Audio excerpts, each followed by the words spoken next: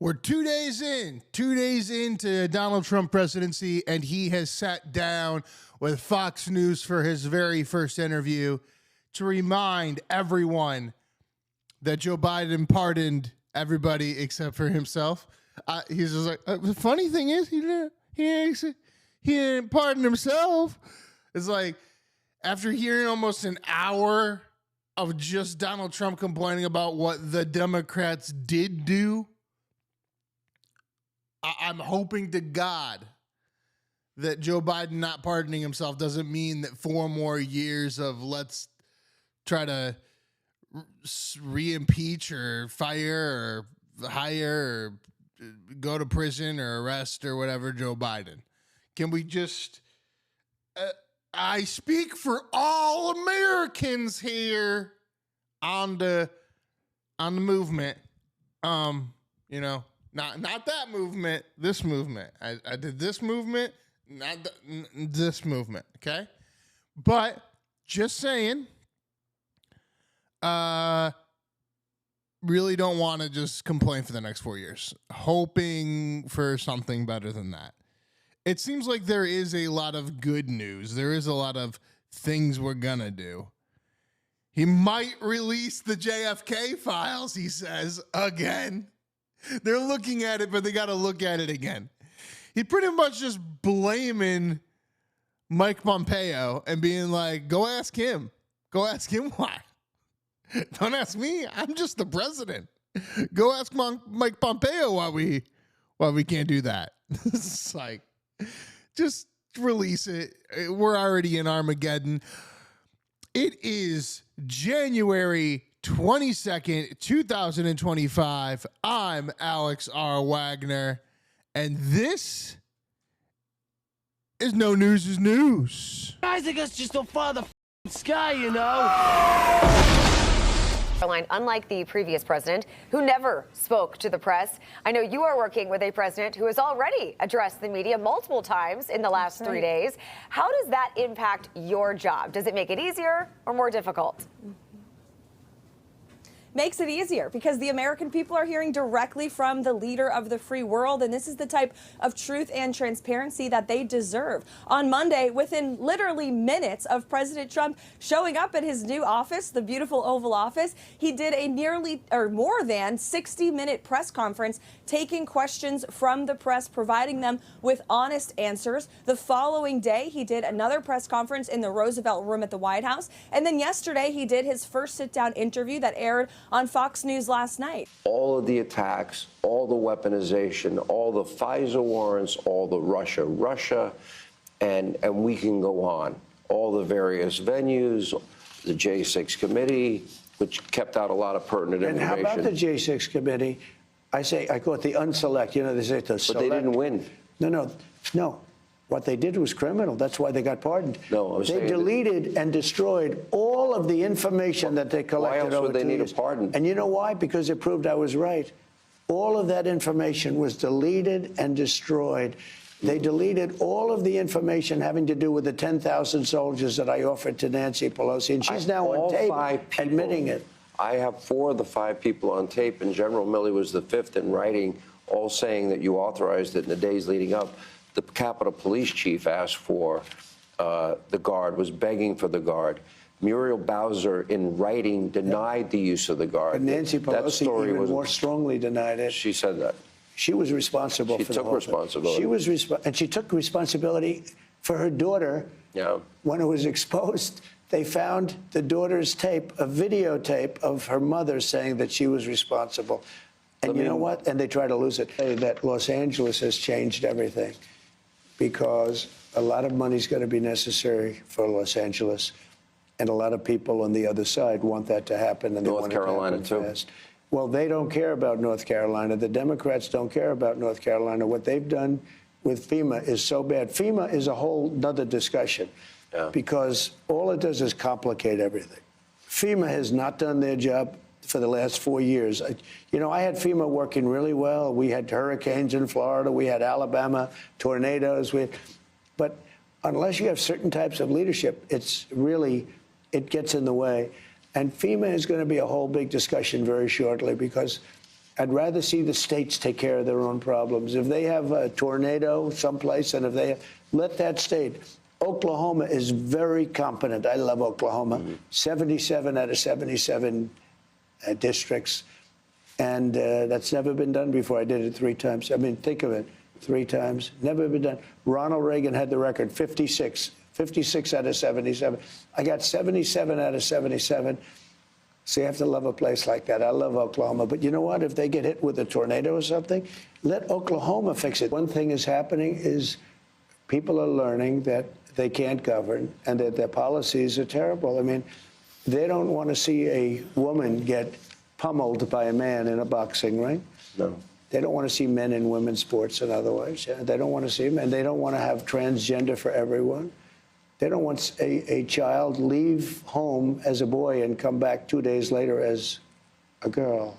A parent doesn't want to see that. And there are states where that can happen. Joe Biden ran and said he would never do preemptive pardons. It was an issue that came up when you were leaving your first time. He heard that I was going to do it. I didn't want to do it. I was given the option. They said, sir, would you like to pardon everybody, including yourself? I said, I'm not going to pardon anybody. We didn't do anything wrong. And we had people that suffered. They're incredible patriots. We had people that suffered. You had Bannon put in jail. You had Peter Navarro put in jail. You had people that suffered. And far worse than that, they've lost their fortunes. They've lost their whatever, their nest egg, paying it to lawyers. And those people, and people said, and they wouldn't have even taken, most of those people, they wouldn't have even taken a pardon. This guy went around giving everybody pardons. And you know, the funny thing, maybe the sad thing, is he didn't give himself a pardon. And if you look at it, it all had to do with him. Fauci took the pardon. Fauci could say, I don't want the pardon. I don't think I did anything wrong. But he took the pardon. I don't blame anybody for taking a pardon. I do, because now you're guilty. Because there are a lot of people that were on the January 6th committee that were offered a pardon, and they said no. They're like, I did my job. I was supposed to investigate this. I did what I was supposed to do. I don't want the pardon. If you're Fauci, you're not taking a pardon? What's in my arm, yo? What's in your arm, not mine. That's what I'm saying. What's in my arm, yo? Why are you taking a pardon? What's in my arm, yo? Okay. What's in my arm? I'm taking that part. I don't give a fuck. If I put some shit in my arm, you're not allowed to get pardoned. You told me I need to put some shit in my arm. Now you can't go get pardoned. You gotta hold the weight of that decision. That's your job. What's in my arm, yo? First day on the job, President Trump signed an executive order, the U.S. government only recognizing 2 genders, male, female. They're unchangeable. If elected as prime minister, is that something that you're going to kind of walk in line with, or what are your feelings on that executive order? Well, I don't know. Do you have any other genders that you'd like to name? Me personally? Yes. I'm just asking more so if you're in line with what he is saying. Do you agree with what he's saying? Is that something that you would be lockstep with if elected as prime minister? Well, I'm not aware of any other genders than men and women. I mean, if you have any other that you want me to consider, you're welcome to tell me right now. Well, there's personally, I am a man. I am as people who say cis man. There are people there who, they say they're gender neutral. Well, you are a man, yes. There are people there who say they're gender neutral. Yeah, they say they're gender neutral. They're a trans person. Is that something that you would recognize here? Whereas in the States, at least with their U.S. government, the way they're seeing it, there's only 2. I'm only aware of 2, but I mean, if you come up with another list, then you're welcome to do that. But I'm aware of 2. And as far as I'm concerned, we should have a government that just minds its own damn business and leaves people alone. It's great if we will have troops. But we have to understand that the troops will not be in the center of the capital. Yes. They will not have relaxed time. Yes, it's very important, because I heard that some allies said that, yes, but it's okay, we can be in the center of some city, and then no, we don't need such contingent. You want them at the front line? Yes, with our people, of course. Yes, because this means security, and that's it. So, but it can't be. It can't be without the United States. I thank the ranking member. Mr. Speaker, I want the American people to know, with eyes wide open, what is inside this bill. Because we stand here just 2 days after President Trump gave unconditional pardons to violent criminals who attacked our nation's capital on January 6th. And these are the people who want you to believe, who want us to believe that they're trying to, quote unquote, keep criminals off the streets. When they are opening the floodgates. I want the American people to know what is in this bill. Because in the guise and in the wake of tragedy, we are seeing a fundamental erosion of our civil rights. In this bill, if a person is so much as accused of a crime, if someone wants to point a finger and accuse someone of shoplifting, they will be rounded up and put into a private detention camp and sent out for deportation without a day in court. Well, I certainly hope we do open as many prisons as possible to round up as many illegal aliens that have invaded our country and those that are breaking our laws, killing our citizens, women and children, and causing complete havoc across our great land. I support the Laken Riley Act, and I support the Laken Riley Act because Laken Riley should be alive today. And she would be alive today if it hadn't been for the Democrats and the Biden administration that ripped our border open and allowed this illegal alien monster to come into our country.